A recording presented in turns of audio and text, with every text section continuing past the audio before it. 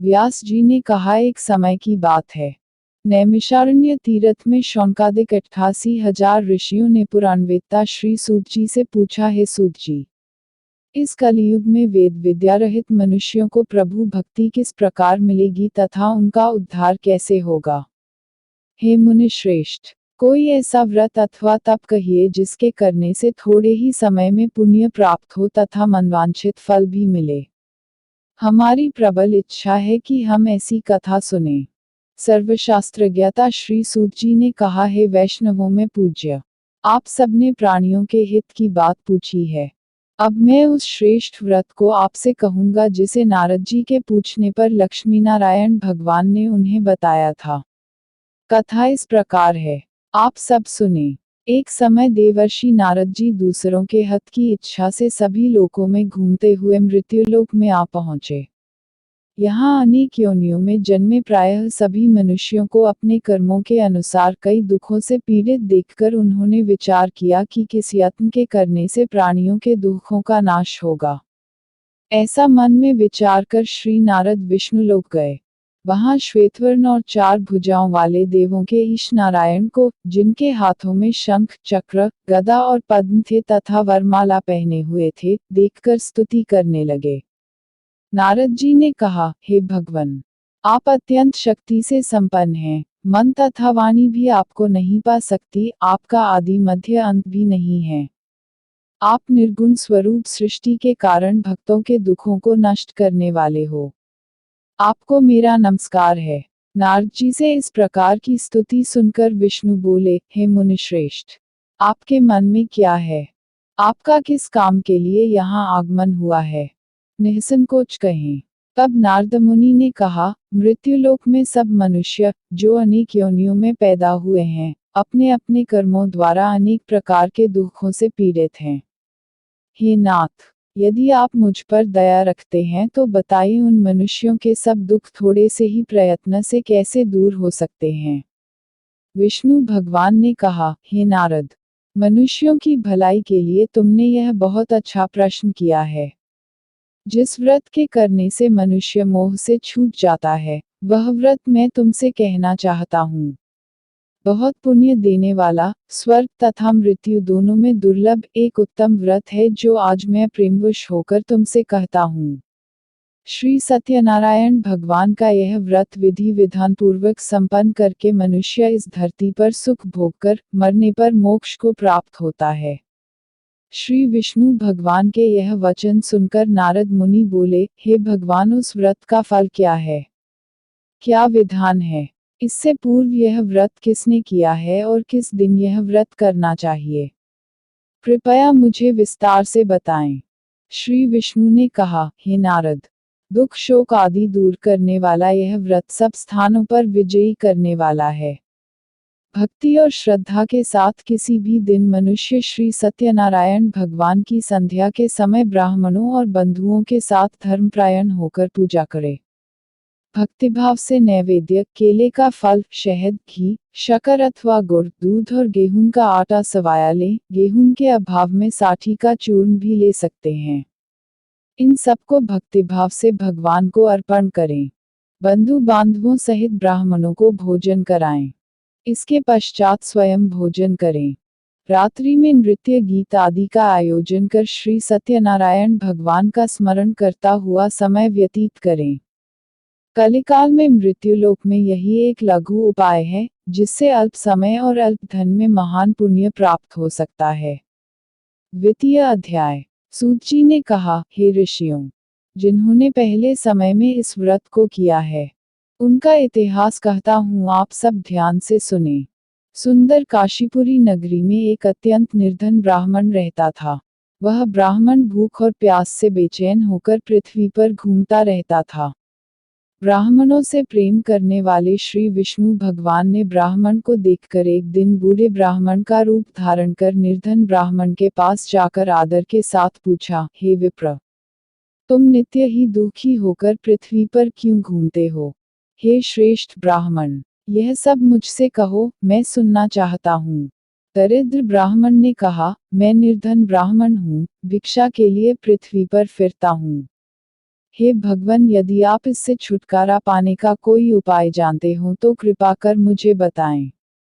वृद्ध ब्राह्मण का रूप धारण किए श्री विष्णु भगवान ने कहा, हे ब्राह्मण, श्री सत्यनारायण भगवान मनवांछित फल देने वाले हैं। इसलिए तुम उनका पूजन करो, इससे मनुष्य सब दुखों से मुक्त हो जाता है। दरिद्र ब्राह्मण को व्रत का सारा विधान बताकर बूढ़े ब्राह्मण का रूप धारण करने वाले श्री सत्यनारायण भगवान अंतर्ध्यान हो गए। जिस व्रत का वृद्ध ब्राह्मण ने बताया है, मैं उसको अवश्य करूंगा, यह निश्चय कर वह दरिद्र ब्राह्मण घर चला गया। परंतु उस रात्रि उस दरिद्र ब्राह्मण को नींद नहीं आई। अगले दिन वह जल्दी उठा और श्री सत्यनारायण भगवान का व्रत करने का निश्चय कर भिक्षा मांगने के लिए चल दिया। उस दिन उसको भिक्षा में बहुत धन मिला, जिससे उसने पूजा का सामान खरीदा और घर आकर अपने बंधु बांधवों के साथ भगवान श्री सत्यनारायण का व्रत किया। इसके करने से वह दरिद्र ब्राह्मण सब दुखों से छूटकर अनेक प्रकार की संपत्तियों से युक्त हो गया। तभी से वह विप्र हर मास व्रत करने लगा। इसी प्रकार सत्यनारायण भगवान के व्रत को जो शास्त्र विधि के अनुसार करेगा, वह सब पापों से छूटकर मोक्ष को प्राप्त होगा। आगे जो मनुष्य पृथ्वी पर श्री सत्यनारायण भगवान का व्रत करेगा वह सब दुखों से छूट जाएगा। इस तरह नारद जी से सत्यनारायण भगवान का कहा हुआ व्रत मैंने तुमसे कहा। हे विप्रों, अब आप और क्या सुनना चाहते हैं, मुझे बताएं। ऋषियों ने कहा, हे मुनीश्वर, संसार में इस विप्र से सुनकर किस किसने इस व्रत को किया यह हम सब सुनना चाहते हैं। इसके लिए हमारे मन में श्रद्धा है। श्री सूत जी ने कहा, हे मुनियों, जिस जिस प्राणी ने इस व्रत को किया है उन सब की कथा सुनो। एक समय वह ब्राह्मण धन और ऐश्वर्य के अनुसार बंधु बांधवों के साथ अपने घर पर व्रत कर रहा था। उसी समय एक लकड़ी बेचने वाला बूढ़ा व्यक्ति वहां आया। उसने सिर पर रखा लकड़ियों का गट्ठर बाहर रख दिया और विप्र के मकान में चला गया। प्यास से व्याकुल लकड़हारे ने विप्र को व्रत करते देखा। वह प्यास को भूल गया। उसने उस विप्र को नमस्कार किया और पूछा, हे विप्र, आप यह किसका पूजन कर रहे हैं? इस व्रत से आपको क्या फल मिलता है? कृपा करके मुझे बताएं। ब्राह्मण ने कहा, सब मनोकामनाओं को पूरा करने वाला यह श्री सत्यनारायण भगवान का व्रत है। इनकी ही कृपा से मेरे यहाँ धन धान्य आदि की वृद्धि हुई। विप्र से इस व्रत के बारे में जानकर वह लकड़हारा बहुत प्रसन्न हुआ। भगवान का चरणामृत ले और भोजन करने के बाद वह अपने घर को चला गया। अगले दिन लकड़हारे ने अपने मन में संकल्प किया कि आज ग्राम में लकड़ी बेचने से जो धन मिलेगा उसी से भगवान सत्यनारायण का उत्तम व्रत करूंगा। मन में ऐसा विचार कर वह लकड़हारा लकड़ियों का गट्ठर अपने सिर पर रखकर जिस नगर में धनवान लोग रहते थे, वहां गया। उस दिन उसे उन लकड़ियों के चौगुने दाम मिले। वह बूढ़ा लकड़हारा अति प्रसन्न होकर पके केले, शक्कर, शहद, घी, दुग्ध, दही और गेहूं का चूर्ण इत्यादि श्री सत्यनारायण भगवान के व्रत की सभी सामग्री लेकर अपने घर आ गया। फिर उसने अपने बंधु बांधवों को बुलाकर विधि विधान के साथ भगवान का पूजन और व्रत किया। उस व्रत के प्रभाव से वह बूढ़ा लकड़हारा धनपुत्र आदि से युक्त हुआ और संसार के समस्त सुख भोगकर बैकुंठ को चला गया।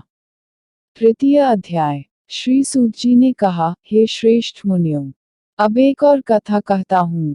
पूर्वकाल में उल्कामुख नाम का एक बुद्धिमान राजा था। वह सत्यवक्ता और जितेंद्रिय था। प्रतिदिन देवस्थानों पर जाता तथा गरीबों को धन देकर उनके कष्ट दूर करता था।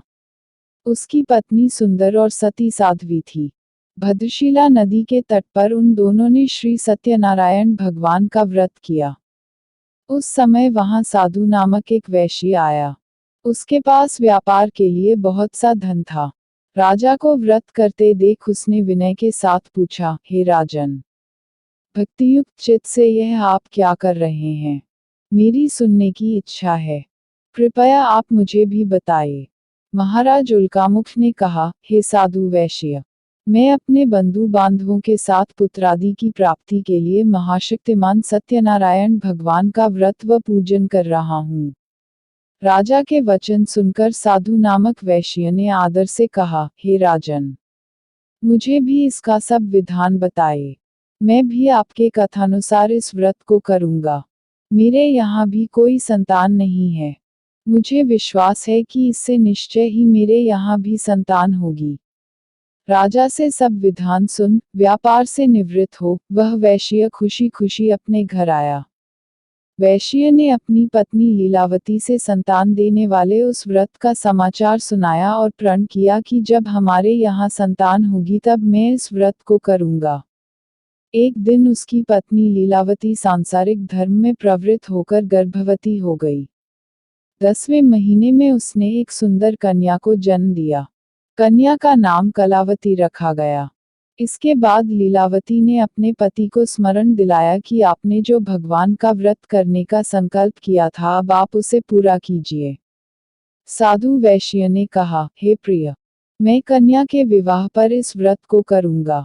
इस प्रकार अपनी पत्नी को आश्वासन दे वह व्यापार करने चला गया। काफी दिनों पश्चात वह लौटा तो सने नगर में सखियों के साथ अपनी पुत्री को खेलते देखा। वैश्य ने तत्काल एक दूत को बुलाकर कहा कि उसकी पुत्री के लिए कोई सुयोग्य वर की तलाश करो।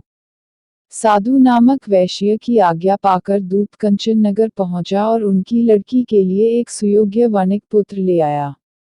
वणिक पुत्र को देखकर साधु नामक वैश्य ने अपने बंधु बांधवों सहित प्रसन्नचित होकर अपनी पुत्री का विवाह उसके साथ कर दिया।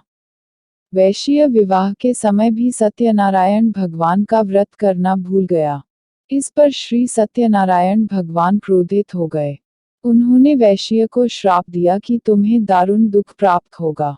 अपने कार्य में कुशल साधु नामक वैश्य अपने जामाता सहित नावों को लेकर व्यापार करने के लिए समुद्र के समीप स्थित रत्नसारपुर नगर में गया। दोनों ससुर जमाई चंद्रकेतु राजा के नगर में व्यापार करने लगे। एक दिन भगवान सत्यनारायण की माया से प्रेरित एक चोर राजा का धन चुराकर भागा जा रहा था। राजा के दूतों को अपने पीछे आते देखकर चोर ने घबराकर राजा के धन को उसी नाव में चुपचाप रख दिया, जहां वे ससुर जमाई ठहरे थे। ऐसा करने के बाद वह भाग गया। जब दूतों ने उस साधु वैश्य के पास राजा के धन को रखा देखा तो ससुर जामाता दोनों को बांध कर ले गए और राजा के समीप जाकर बोले, हम ये दो चोर पकड़ कर लाए हैं।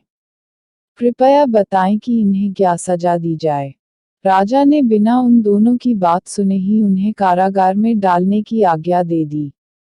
इस प्रकार राजा की आज्ञा से उनको कठिन कारावास में डाल दिया गया तथा उनका धन भी छीन लिया गया। सत्यनारायण भगवान के श्राप के कारण साधु वैश्य की पत्नी लीलावती व पुत्री कलावती भी घर पर बहुत दुखी हुई।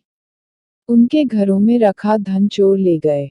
एक दिन शारीरिक व मानसिक पीड़ा तथा भूख प्यास से अति दुखित हो भोजन की चिंता में कलावती एक ब्राह्मण के घर गई। उसने ब्राह्मण को श्री सत्यनारायण भगवान का व्रत करते देखा। उसने कथा सुनी तथा प्रसाद ग्रहण कर रात को घर आई। माता ने कलावती से पूछा, हे पुत्री, तू अब तक कहाँ रही व तेरे मन में क्या है? कलावती बोली, हे माता, मैंने एक ब्राह्मण के घर श्री सत्यनारायण भगवान का व्रत होते देखा है। कलावती के वचन सुनकर लीलावती ने सत्यनारायण भगवान के पूजन की तैयारी की। उसने परिवार और बंधुओं सहित श्री सत्यनारायण भगवान का पूजन व व्रत किया और वर मांगा कि मेरे पति और दामाद शीघ्र ही घर वापस लौट आएं। साथ ही भगवान से प्रार्थना की कि हम सबका अपराध क्षमा करो। श्री सत्यनारायण भगवान इस व्रत से संतुष्ट हो गए। उन्होंने राजा चंद्रकेतु को स्वप्न में दर्शन देकर कहा, हे राजन, जिन दोनों वैश्यों को तुमने बंदी बना रखा है, वे निर्दोष हैं, उन्हें प्रातः ही छोड़ दो, अन्यथा मैं तेरा धन, राज्य, पुत्रादि सब नष्ट कर दूंगा। राजा से ऐसे वचन कहकर भगवान अंतर्ध्यान हो गए। प्रातःकाल राजा चंद्रकेतु ने सभा में सबको अपना स्वप्न सुनाया और सैनिकों को आज्ञा दी कि दोनों वणिक पुत्रों को कैद से मुक्त कर सभा में लाया जाए। दोनों ने आते ही राजा को प्रणाम किया। राजा ने उनसे कहा, हे महानुभावों, तुम्हें भाविवश ऐसा कठिन दुख प्राप्त हुआ है। अब तुम्हें कोई भय नहीं है, तुम मुक्त हो। ऐसा कहकर राजा ने उनको नए नए वस्त्राभूषण पहनवाए तथा उनका जितना धन लिया था उससे दूना लौटाकर आदर से विदा किया। दोनों वैश्य अपने घर को चल दिए। चतुर्थ अध्याय। श्री सूत जी ने आगे कहा, वैश्य और उसके जमाई ने मंगलाचार करके यात्रा आरंभ की और अपने नगर की ओर चल पड़े। उनके थोड़ी दूर आगे बढ़ने पर दंडी वेशधारी श्री सत्यनारायण भगवान ने उससे पूछा, हे साधु, तेरी नाव में क्या है? अभिमानी वणिक हंसता हुआ बोला, हे दंडी, आप क्यों पूछते हैं? क्या धन लेने की इच्छा है? मेरी नाव में तो बेल और पत्ते भरे हैं। वैश्य का कठोर वचन सुनकर दंडी वेशधारी श्री सत्यनारायण भगवान ने कहा, तुम्हारा वचन सत्य हो। ऐसा कहकर वे वहां से कुछ दूर जाकर समुद्र के किनारे बैठ गए। दंडी महाराजा के जाने के पश्चात वैश्य ने नित्य क्रिया से निवृत्त होने के बाद नाव को ऊंची उठी देखकर अचंभा किया तथा नाव में बेल पत्ते आदि देखकर मूर्छित हो जमीन पर गिर पड़ा। मूर्छा खुलने पर अत्यंत शोक प्रकट करने लगा। तब उसके जामाता ने कहा, आप शोक न करें। यह दंडी महाराज का श्राप है, अतः उनकी शरण में ही चलना चाहिए, तभी हमारी मनोकामना पूरी होगी। जामाता के वचन सुनकर वह साधु नामक वैश्य दंडी महाराज के पास पहुंचा और भक्तिभाव से प्रणाम करके बोला, मैंने जो आपसे असत्य वचन कहे थे उसके लिए मुझे क्षमा करें। ऐसा कहकर वैश्य रोने लगा। तब दंडी भगवान बोले, हे वणिक पुत्र, मेरी आज्ञा से तुझे बार बार दुख प्राप्त हुआ है, तू मेरी पूजा से विमुख हुआ है। साधु नामक वैश्य ने कहा, हे भग न, आपकी माया से ब्रह्मा आदि देवता भी आपके रूप को नहीं जान पाते, तब मैं अज्ञानी भला कैसे जान सकता हूँ। आप प्रसन्न होइए, मैं अपनी सामर्थ्य के अनुसार आपकी पूजा करूँगा। मेरी रक्षा करो और पहले के समान मेरी नौक को धन से पूर्ण कर दो। उसके भक्तियुक्त वचन सुनकर श्री सत्यनारायण भगवान प्रसन्न हो गए और उसकी इच्छानुसार वर देकर अंतर्ध्यान हो गए। तब ससुर व जामाता दोनों ने नाव पर आकर देखा कि नाव धन से परिपूर्ण है। फिर वह भगवान सत्यनारायण का पूजन कर जामाता सहित अपने नगर को चला। जब वह अपने नगर के निकट पहुंचा तब उसने एक दूत को अपने घर भेजा। दूत ने साधु नामक वैश्य के घर जाकर उसकी पत्नी को नमस्कार किया और कहा, आपके पति अपने दामाद सहित इस नगर के समीप आ गए हैं। लीलावती और उसकी कन्या कलावती उस समय भगवान का पूजन कर रही थी। दूत का वचन सुनकर साधु की पत्नी ने बड़े हर्ष के साथ सत्यदेव का पूजन पूर्ण किया और अपनी पुत्री से कहा, मैं अपने पति के दर्शन को जाती हूँ, तू कार्य पूर्ण कर शीघ्र आ जाना। परंतु कलावती पूजन एवं प्रसाद छोड़कर अपने पति के दर्शनों के लिए चली गई। प्रसाद की अवज्ञा के कारण सत्यदेव रुष्ट हो गए, फलस्वरूप उन्होंने उसके पति को नाव सहित पानी में डुबो दिया। कलावती अपने पति को न देख रोती हुई जमीन पर गिर पड़ी। नौक को डूबा हुआ तथा कन्या को रोती हुई देख साधु नामक वैश्य दुखित हो बोला, हे प्रभु, मुझसे या मेरे परिवार से जो भूल हुई है उसे क्षमा करो। उसके दीन वचन सुनकर सत्यदेव भगवान प्रसन्न हो गए। आकाशवाणी हुई, हे वैश्य, तेरी कन्या मेरा प्रसाद छोड़कर आई है, इसलिए इसका पति अदृश्य हुआ है। यदि वह घर जाकर प्रसाद खाकर लौटे तो इसका पति अवश्य मिलेगा। आकाशवाणी सुनकर कलावती ने घर पहुंचकर प्रसाद खाया और फिर आकर अपने पति के दर्शन किए। तत्पश्चात साधु वैश्य ने वहीं बंधु बांधवों सहित सत्यदेव का विधिपूर्वक पूजन किया। वह इस लोक का सुख भोगकर अंत में स्वर्गलोक को गया। पंचम अध्याय। श्री सूत जी ने आगे कहा, हे ऋषियों, मैं एक और भी कथा कहता हूँ, उसे भी सुनो। प्रजापालन में लीन तुंगध्वज नाम का एक राजा था। उसने भगवान सत्यदेव का प्रसाद त्याग कर बहुत दुख पाया। एक समय राजा वन में वन्य पशुओं को मारकर बड़ के वृक्ष के नीचे आया। वहां उसने ग्वालों को भक्ति भाव से बंधु बांधवों सहित श्री सत्यनारायण का पूजन करते देखा, परंतु राजा देखकर भी अभिमानवश न तो वहां गया और न ही सत्यदेव भगवान को नमस्कार ही किया। जब ग्वालों ने भगवान का प्रसाद उनके सामने रखा तो वह प्रसाद त्याग कर अपने नगर को चला गया। नगर में पहुंचकर उसने देखा कि उसका सब कुछ नष्ट हो गया है। वह समझ गया कि यह सब भगवान सत्यदेव ने ही किया है। तब वह उसी स्थान पर वापस आया और ग्वालों के समीप गया और विधिपूर्वक पूजन कर प्रसाद खाया तो सत्यनारायण की कृपा से सब कुछ पहले जैसा ही हो गया और दीर्घकाल तक सुख भोगकर मरने पर स्वर्गलोक को चला गया। जो मनुष्य इस परम दुर्लभ व्रत को करेगा, श्री सत्यनारायण भगवान की कृपा से उसे धन धान्य की प्राप्ति होगी। निर्धन धनी और बंदी बंधन से मुक्त होकर निर्भय हो जाता है। संतानहीन को संतान प्राप्त होती है तथा सब मनोरथ पूर्ण होकर अंत में वह बैकुंठ धाम को जाता है। जिन्होंने पहले इस व्रत को किया अब उनके दूसरे जन्म की कथा भी सुनिए। शतानंद नामक ब्राह्मण ने सुदामा के रूप में जन्म लेकर श्री कृष्ण की भक्ति कर मोक्ष प्राप्त किया। उल्कामुख नाम के महाराज राजा दशरथ बने और श्री रंगनाथ का पूजन कर बैकुंठ को प्राप्त हुए।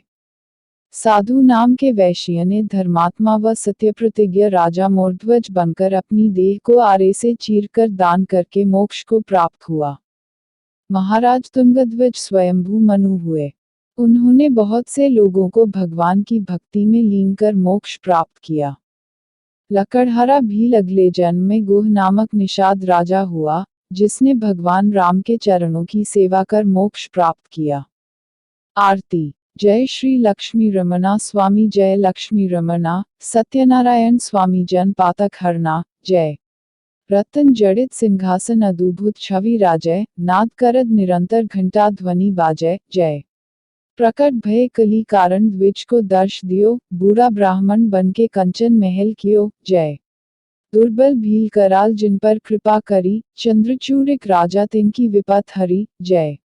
वैश्य मनोरथ पायो श्रद्धा तज दीनी, सो फल भोग्यो प्रभु जी फिर स्तुति कीन्ही, जय।